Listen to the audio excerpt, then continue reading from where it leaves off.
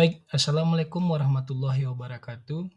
Bapak Ibu peserta Latsar CPNS, jumpa lagi dengan saya Ronald Evulisa SSIP MM, yang dalam hal ini materi kita adalah bagaimana menentukan isu dalam penulisan rancangan aktualisasi bagi peserta Latsar CPNS.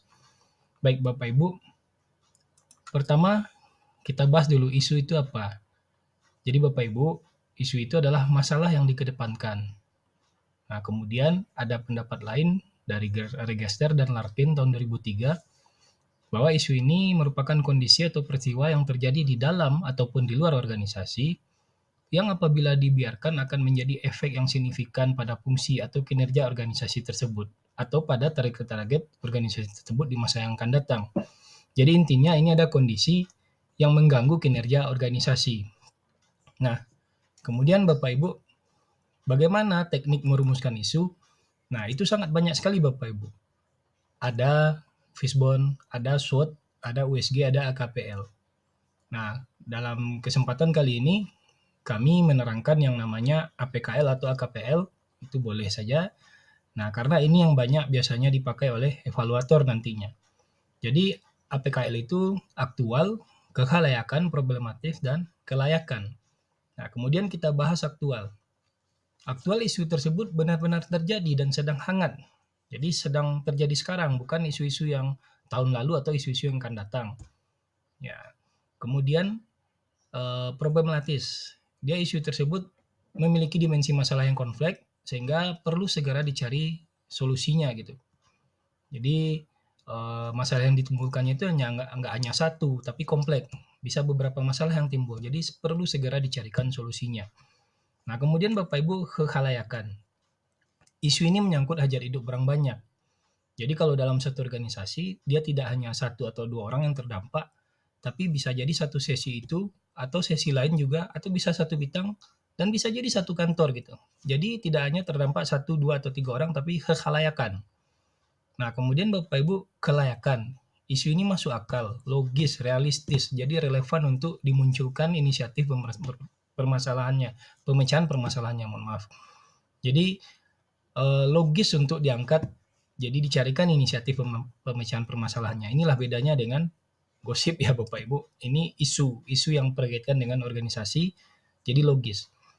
Nah, ini contoh penetapan isu dengan menggunakan metode APKL atau AKPL, penyebutannya silakan. Nah, ini contoh peserta mengemukakan 3 isu di tempat tugasnya. Jadi isu yang pertama itu belum optimalnya pemilihan sampah medis dan non-medis di Puskesmas Sabar Menanti. Kemudian lambatnya proses antrian pasien di Puskesmas Sabar Menanti. Kemudian kurangnya kesadaran pasien untuk cuci tangan di Puskesmas Sabar Menanti. Lalu dibuatlah tabel ini untuk mencari skala Richter namanya Bapak Ibu. Nah, kalau secara ilmiah skala Richter ini kita bikin kuesioner, kita lempar ke publik kita atau ke audien kita di tempat tugas. Tapi dalam pelatihan Latsar CPNS cukup berdasarkan pengamatan empiris saja. Ya, karena detail permasalahan di lapangan pasti Bapak Ibu peserta yang memahaminya gitu. Lalu angka-angka ini gimana menentukannya? Nah, ini ada satu. Satu itu tidak gawat atau tidak mendesak. Dua kurang gawat atau kurang mendesak. Tiga cukup gawat atau cukup mendesak. Empat gawat atau mendesak. Lima sangat gawat dan sangat mendesak. Nah, angka-angka di kolom A, K, dan P, dan L ini adalah ditentukan oleh yang peserta alami di lapangan. Kira-kira kalau belum optimal pemilihan sampah medis dan non-medis ini secara aktual gimana? Sangat gawatkah, gawatkah, atau cukup gawatkah, atau kurang gawat, atau tidak gawat? Nah, kemudian ditentukan angkanya, lalu didapatkanlah skor totalnya di samping ini. Nah, inilah dapat rankingnya. Kalau dalam contoh peserta ini, dia dapat ranking 1 itu belum optimalnya pemilihan sampah medis dan non-medis di Puskesmas Sabar Menanti. Lalu yang pasti isu yang terpilih itu telah memenuhi kriteria AKPL tadi, aktual, kelayakan, problematik, dan layak untuk ditangani. Nah, kemudian apa selanjutnya? Isu yang ditetapkan tersebut harus peserta gambarkan atau jabarkan atau deskripsikan mulai dari alasan kenapa isu tersebut dipilih, gambarkan penyebabnya, dan berikan gambaran hubungannya dengan mata pelatihan di agenda 3 Latsar CPNS, yakni manajemen ASN dan Smart ASN. Boleh satu mata pelatihan saja, boleh keduanya, atau boleh salah satunya. Ini tergantung dari peserta dalam menghubungkan atau mengaitkannya. Jadi tidak harus peserta itu gunakan kedua-duanya mata pelatihan tersebut. Nah, salah satu saja boleh, keduanya juga boleh. Nah, kemudian ini cara sederhana atau tabel bantu untuk menentukan isu. Kita lihat kondisi sekarang, kita tentukan atau kita bayangkan kondisi apa yang diharapkan, nah lalu di sanalah muncul kalimat isu. Nah, jadi ingat lagi Bapak Ibu, isu itu ada SKP atau sasaran kinerja pegawai atau tupoksi harian pegawai, kemudian ada penugasan pimpinan, kemudian ada inisiatif sendiri. Nah, inisiatif sendiri ini tetap ada izin dari pimpinan. Ya, intinya kita nggak mengerjakan tupoksi di luar tupoksi kita. Nah, kemudian ini contohnya. Ada berdasarkan SKP, sasaran kinerja pegawai. Nah, pertama di sini format dan kelengkapan SPJ perjalanan dinas tidak seragam. Ini kondisi yang ada saat ini di sebuah kantor.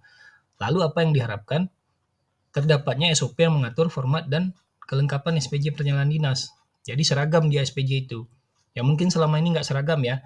Ada yang dilengkapi foto, ada yang tidak, ada yang dilengkapi dengan bill hotel, ada yang tidak, dan kemudian dan sebagainya. Jadi kondisi realitanya itu tidak seragam.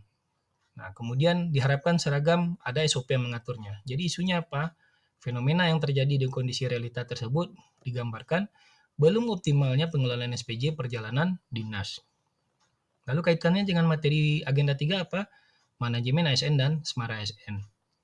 Nah, contoh kedua inisiatif sendiri. Peserta itu melihat sampah medis dan non-medis sering tercampur di tempat tugasnya. Nah, ini kan kalau secara medis nggak boleh tercampur ya.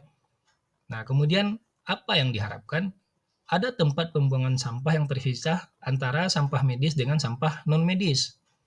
Nah, kemudian isunya apa?